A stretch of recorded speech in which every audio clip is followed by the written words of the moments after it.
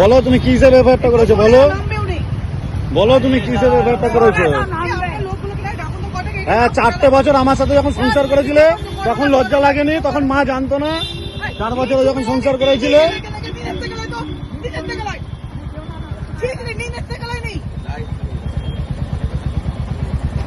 ভদ্রলোকের মুখোশ পরে আপনি আমাকে ঠকিয়েছেন। আপনি জানতেন যে আমার সাথে বিয়ে হয়েছে। করেছো কেসটা তুমি আমাকে বলো। তোমার নিজেরটা নিজে খোঁজো। তাই তো তুমি করো না, ভিডিও করো না, কি করবে করো। আমি মিডিয়া অবধি যাব। তুমি আমার সাথে 4 বছর ঘর করে তুমি আমাকে ছেড়ে দিয়েছো। তুমি বলতে চাও যে আমাকে তুমি বিয়ে করনি তো? পুরোহিতের লেখা পর্যন্ত রয়েছে তুমি যাওনি বর্ধমান আমার সাথে সিদ্ধেশ্বরী কালী মন্দিরে, সিঁদুর পড়নি, সমস্ত প্রমাণ আছে। কেন সিদ্ধেশ্বরী কালী মন্দিরে যাওনি? তুমি খড়দা থানার মহিলাদেরকে বলছো, এলসিদেরকে, নাকি আমি নাকি তোমার প্রেমের জালে ফাঁসিয়েছি। কেন তুমি আমার সাথে বিয়ে করনি, সংসার করনি, রাতের পর রাত একসাথে থাকনি? তোমার মা জানতো না, তোমার পরিবার জানতো না যে তুমি আমাদের রাতের পর রাত থাকছো? 100 জন পাড়ার লোক সাক্ষী দেবে। হ্যারি, আমি সব মিথ্যে কথা বলছি? আমি কাগজ কলমে সব প্রমাণ করবো সিঁদুর পরার ছবি। এইরকম আপনার ওয়াজটা কে করে দিয়েছে? লেডি এসআই বেলগড়িয়া থানার হ্যারিয়েট তির্কি নিয়ে কেন? আপনি তো দেখছি কি আপনি হাঁটতেই পারছেন না। আমাকে ইট তুলে মারে, আমার আচ্ছা। বুকে ঘুষি মারে, আমার চোখে মারে, আমার এই যে জামা ছিঁড়ে দিয়েছে, আমার হাতে লেগেছে, আমার এইখানে পর্যন্ত উন্ডেড। আমি আচ্ছা, আজকে দীর্ঘদিন ধরে আমার আপনার তো কাছে জামাও দেখছি কি ছিঁড়ে গেছে। সমস্ত কিছু ওখানকার সমস্ত লোক দেখেছে ঘটনাটি। আচ্ছা, আমার কাছ থেকে দীর্ঘদিন বিয়ের অভিনয় করে 1,30,000 টাকা সোনার ব্রেসলেট, হাতে 2টো আংটি নিয়ে আসে এবং এখন বর্তমানে উনি অন্য লোকের সাথে অ্যাফেয়ার্সে যুক্ত, যার নাম হচ্ছে রায়ন গোমস। তার সমস্ত ভিডিও আমার কাছে রয়েছে। তাকে ল্যাংটা অবস্থায় তাকে ভিডিও কল করে দেখায়, তার বিভিন্ন রকমের অশ্লীল মেসেজ। কেউ বলছে সুইট হার্ট, কখনো বলছে তোমার সাথে রাতে আমি দিন যাপন করতে চাই। এইসব করে উনি পয়সা ইনকাম করেন। আমি যখন আমার টাকা এবং আমার সোনার আংটি ফেরত চাইতে গেলাম, তখন উনি বলছে তোকে কিছু দেবো না, তোকে মিথ্যা মামলা আমি ফাঁসিয়ে দেবো, তোকে মারধর করবো, তোকে এখন পুলিশের গাড়ি থেকে তুলে দেবো। এটা দীর্ঘদিন ধরে করছে এবং এর আগে উনি আমার বিরুদ্ধে মিথ্যা একটি মামলা করে। সেই মামলা আমাকে বারাসাত আদালত থেকে জামিন নিতে হয়। সেই মামলাটি যদি আপনারা দেখেন বুঝতে পারবেন, ওতে উনি লিখেছেন দীর্ঘদিন আমার বাড়িতে উনি যেতেন এবং আমার বাড়িতে থাকতেন, রাত্রি যাপন করতেন এবং ওনার মা এবং ওনার সন্তান সবই জানে। আপনি এখন হাসপাতালে এসেছেন? এখন আমি হাসপাতালে এসেছি, আমার বুকে প্রচণ্ড যন্ত্রণা হচ্ছে, চোখে প্রচণ্ড ব্যথা করছে, আর হাতের এই জায়গাটা ফুলে গেছে। আচ্ছা, আমি ভয়ঙ্করভাবে অসুস্থ। আপনারা দেখছেন আদর্শ তিতুমির পত্রিকার সঙ্গে রয়েছি আমি ধৃতরাষ্ট্র। আজকে আমরা আপনাদেরকে দেখাবো, এর আগের পর্বে আমরা দেখেছিলাম যে একজন মহিলা এএসআই কিভাবে প্রেমের ফাঁদ তৈরি করে মানে মানুষকে ধোঁকা দিচ্ছেন। এটা আমরা আপনাদেরকে এর আগের পর্বে দেখিয়েছিলাম। আজকের পর্বে আমরা আপনাদেরকে দেখাবো যা দেখলে গোটা পুলিশ বিভাগ শুধু কেন বলছি, সারা পৃথিবীর মানুষ কেঁপে উঠবেন। কেন বলছি? বেলগড়িয়া থানার ডিউটি অফিসার টেবিল ডিউটিতে থাকাকালীন এই যে পুলিশ অফিসার যিনি রয়েছেন টেবিল ডিউটিতে, হ্যারিয়েট তির্কে মিঞ্জ, তিনি ওই থানার টেবিলটাকে তিনি এবং তার যে প্রেমিক সৌরিন পাত্র, এই দুজন মনে হচ্ছে একেবারে মান অভিমানের একটা জায়গা বানিয়ে ফেলেছেন। ভাবছেন থানার মধ্যে। আচ্ছা, আগে সেই ছোট্ট ভিডিওটা আপনাদেরকে আমরা দেখাই, আপনারা খুব মন দিয়ে শুনবেন ভিডিওতে কে কি বলছে, এরপর আমরা ব্যাখ্যায় আসছি।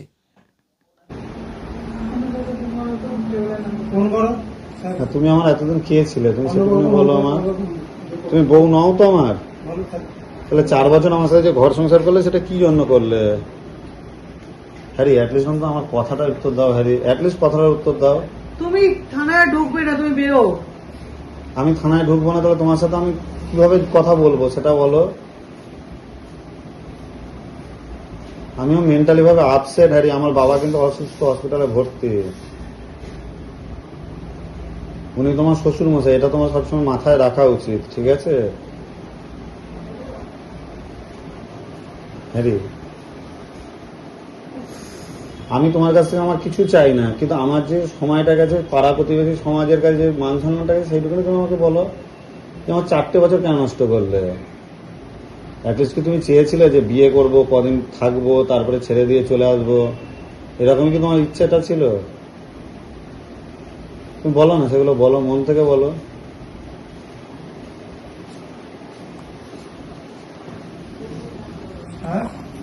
কি ভিডিওটা তো আপনারা দেখলেন, শুনলেন, কি বুঝলেন? এই ডিউটি অফিসার বেলঘরিয়া থানার টেবিল ডিউটি করছেন, তার পুরো নাম হচ্ছে হ্যারিয়েত তিরকে মিঞ্জ। এবং দেখুন যে এক ভদ্রলোককে দেখা যাচ্ছে না, তিনি বারবার করে বলছেন হ্যারি হ্যারি হ্যারি, মানে উনি হচ্ছেন হ্যারিয়েত তিরকে মিঞ্জ। এবং হ্যারি বলে, হ্যারি মানে ওনার ধরুন এটা ডাকনাম হতে পারে, তো এই ডাকনামটা কারা বলতে পারেন? তার পরিবারের, তার মা বাবা তাকে হ্যারি বলতে পারেন, তার স্বামী বলতে পারেন, কিন্তু এই লোকটিকে, এই যে সৌরিন পাত্র, যিনি বলছেন যে হ্যারি আমার বাবার খুব শরীর খারাপ, হাসপাতালে ভর্তি, তুমি 4টে বছর আমার কেন নষ্ট করলে? আপনারা তো শুনছেন তো, এটা তো ওনারা নিজেরাই বলছেন। তারপর তিনি বলছেন যে কেন আমার সঙ্গে তুমি এমন করছো? আরে থানার টেবিলটাকে প্রেমের মানবিমানের পালা শুরু হয়েছে। আর এই থানাতে যখন পুরো সিসিটিভি রয়েছে, সেই সিসিটিভিতে যারা পর্যবেক্ষণ করেন এই সিসিটিভি, তাদের নজরদারিতে এলো না যে থানার টেবিল ডিউটিতে, এবং ওই ডিউটি যিনি অফিসার রয়েছেন টেবিলে, হরিয়ত তিরকে মিঞ্জ, তার পাশে কিন্তু একজন সিভিক ভলেন্টিয়ারও ডিউটি করছিলেন। এবং দেখুন, আপনারা দেখেছেন ভিডিওটা তো, যে কিভাবে ওই মহিলা পুলিশ অফিসারের হাত ধরে গায়ে হাত দিয়ে কথা বলছেন। একেবারে টেবিল ডিউটিতে উনি বসে রয়েছেন। কি বলবেন বলুন তো একে আপনারা?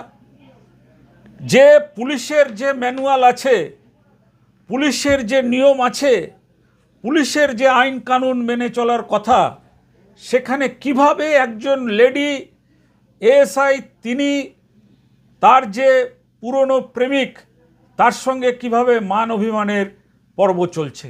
এটা কখনোই হতে পারে না। কারণ এটা শুধু বেলঘরিয়া থানা বলে না, এটা কোনো থানাতেই এই জিনিস চলতে পারে না।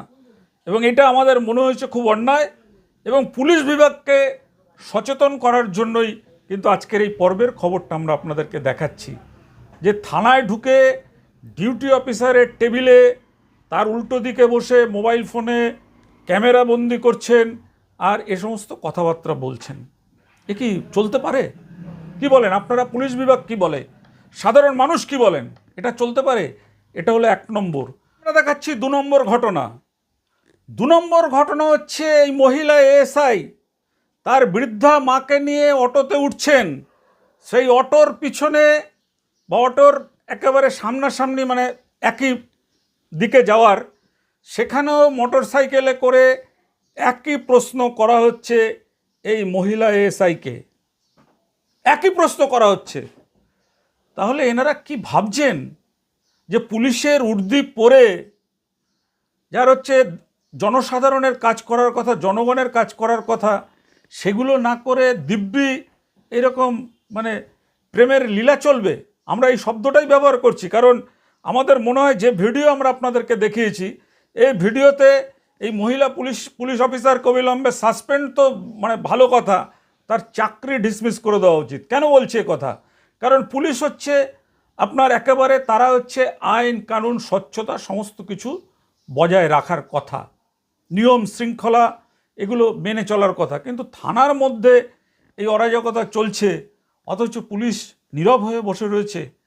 2 নম্বর ঘটনাটা আপনারা দেখলেন। 3 নম্বর আরেকটা ঘটনা আমরা আপনাদেরকে দেখাচ্ছি, যে এই সৌরিন পাত্র অভিযোগ করছে যে ওই মহিলা এএসআই ঠিক বেলঘরিয়া থানার পিছন দিকটা দিয়ে যে আপনার নীলগঞ্জ রোড রয়েছে, সেই নীলগঞ্জ রোডের ওপরে তাকে নাকি মারধর করেছে।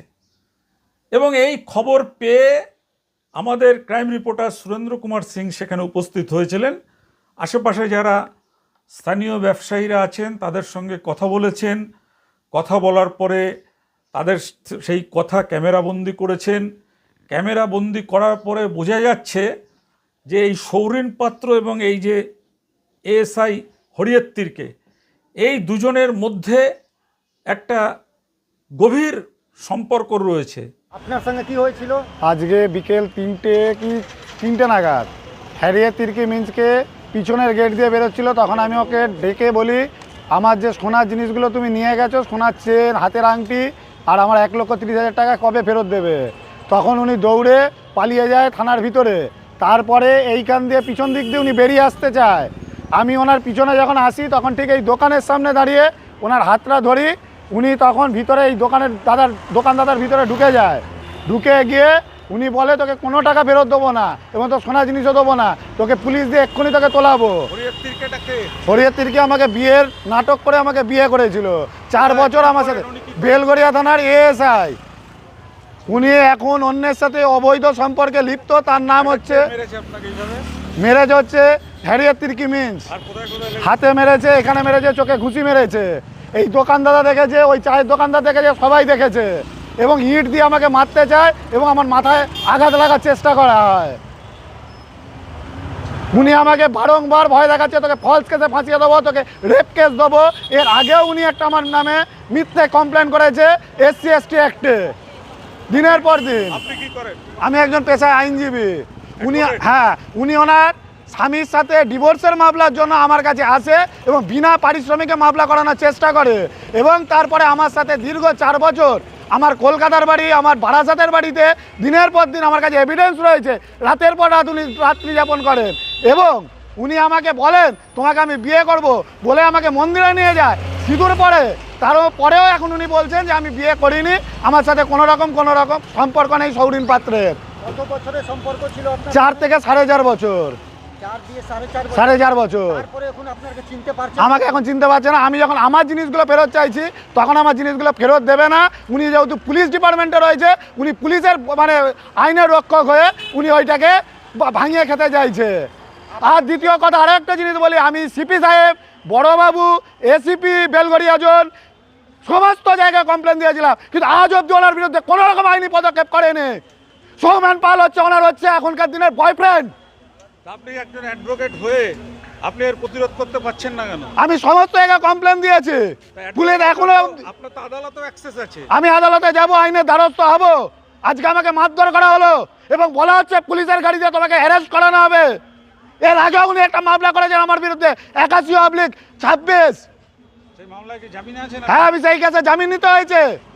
সে সমস্ত ডকুমেন্টস আমি গিয়ে দেখিয়েছি। আপনার দিয়ে হরিয়ত তির্কি কি কি নিয়েছেন? আমার কাছ থেকে সোনার চেন নিয়েছে, হাতের ব্রেসলেট নিয়েছে, 2টো আংটি নিয়েছে এবং 1,30,000 টাকা নিয়েছে। এবং লাস্টে 25,000 টাকা আমার কাছ থেকে চায় ওনার ফ্ল্যাট কিনে দেওয়ার জন্য কর্তায়। আমি যখন দিতে পারিনি তখন এই মহিলা আমার বিরুদ্ধে একটার পর একটা মামলা করে যাচ্ছে, যেহেতু বেলগড়িয়া থানায় রয়েছে। হ্যারিয়েত তির্কি মিন্স এত নোংরা চরিত্রের মহিলা। কত টাকার পরিমাণটা কত বললেন? 25 লক্ষ টাকা আমার কাছে চেয়েছিল, সেটাও আমি কমপ্লেন লিখেছিলাম। আজ অব্দি ওনার বিরুদ্ধে কোনো রকম ডিপার্টমেন্টাল প্রসিডিং চালু করেনি পুলিশ। ওনাকে পুরোপুরিভাবে পুলিশ বাঁচাচ্ছে। আমি চাই আপনারা এটা সুষ্ঠু বিচার করুন। অথচ এই হ্যারিয়েত তির্কের কিন্তু আসামে তার স্বামী রয়েছে। অনেক ঘটনা লুকিয়ে রয়েছে, যে ঘটনাগুলোর প্রশ্নের উত্তর খুঁজতে আমাদের ক্রাইম রিপোর্টার গিয়েছিলেন বেলঘরিয়ায়। সেখান থেকে কিন্তু দেখা যাচ্ছে যে বেলঘরিয়া থেকে একেবারে সোজা কলকাতা, যেখানে বউবাজার রয়েছে, সেই বউবাজার এবং বিভিন্ন জায়গা থেকে একেবারে কেঁচো খুঁড়তে কেউটে বার করে নিয়ে এসছেন। আপনারা সেটাও তো দেখতে চান, আমরা দেখাবো, সেটা দেখবেন আমাদের আগামী পর্বে। আমাদের চ্যানেলটাকে সাবস্ক্রাইব করে রাখবেন। আমাদের এখানে একটাই প্রশ্ন, যে কিভাবে একজন মহিলা এসআইয়ের এত বড় সাহস হয়, তিনি থানার টেবিলে বসে তার গায়ে হাত দিয়ে কথা বলা হচ্ছে, তাকে হ্যারি হ্যারি বলে তার নাম ধরে বলা হচ্ছে, এরপরেও তিনি নীরব রয়েছেন কেন? আর যে লোকটি সৌরিন পাত্র নিজেকে অ্যাডভোকেট বলে, তিনি বা এত সাহস কী করে পান যে থানার টেবিল ডিউটিতে অফিসার থাকাকালীন সেই অফিসারের গায়ে হাত দিয়ে কথা বলার? তদন্ত কে করবে? আমরা ঘটনাটা আপনাদের সামনে তুলে ধরছি। আমরা মনে করি যে কেউ মনে করবেন না এটা যে পুলিশের দুর্নাম বা বদনাম রটানোর জন্য এটা আমরা করছি। আমরা চাই যে পুলিশের মধ্যে যারা ঘুঘুর বাসা তৈরি করছেন, পুলিশকে এই খাকি উর্দিটাকে যারা বিভিন্ন নানান রকম মানে সমাজে ক্ষতিকর কাজে ব্যবহার করছেন, তাদের বিরুদ্ধে কিন্তু আমাদের কথা বলতেই হবে। কারণ এমন এমন চাঞ্চল্যকর ভিডিও আমাদের হাতে চলে এসছে, যেগুলো আমরা আপনাদেরকে দেখালেই আপনাদের কাছে একদম পরিষ্কার হয়ে যাবে যে এই হরিয়ত তিরকে মিঞ্জের সঙ্গে এই সৌরেন পাত্রর কি সম্পর্ক রয়েছে। সম্পর্ক রয়েছে কি রয়েছে এতে আমাদের কিছু যায় আসে না। আমাদের যায় আসে তখনই যে একটা থানার মধ্যে যখন এই ধরনের অরাজকতা হয়, তখন সেটা পুলিশ কমিশনার বলুন বা রাজ্য পুলিশের ডিজি বলুন, তাদের নজরে আনাটা কিন্তু আমাদের কর্তব্য, আমাদের দায়িত্ব সাংবাদিকদের। কারণ আমরা যদি এই কর্তব্যটা পালন না করি, তাহলে এই মহিলা পুলিশ অফিসার কিন্তু এই থানার মধ্যে বসেই তার এই মানবিমান বলুন, প্রেম লীলা বলুন, এটা কিন্তু চালাতেই থাকবে। সেটা বন্ধ হওয়ার প্রয়োজন রয়েছে কি না? আপনারা কি বলেন যে এটা বন্ধ হওয়ার প্রয়োজন রয়েছে কি না? যেখানে থানার ডিউটি অফিসার পুলিশের উর্দি গায়ে দিয়ে প্রেম লীলা চালাচ্ছে, সেটা নজরে যায়নি। সেটা নজরে যায়নি বলেই আমরা আজকে আপনাদের সামনে এটা তুলে দিলাম। আপনারা দেখুন, আপনারা বলবেন যে এটা বন্ধ হওয়ার দরকার আছে কি নেই। যদি মনে করেন আছে তাহলেও জানাবেন, যদি মনে করেন নেই তাহলেও জানাবেন। কারণ আমরা কিন্তু সবসময়ের জন্য আপনাদের কমেন্টের ওপর জোর দিই, আর কমেন্টটাই আমরা সমৃদ্ধ হয়ে এই ধরনের খবর আমরা তুলে ধরি আপনাদের কাছে।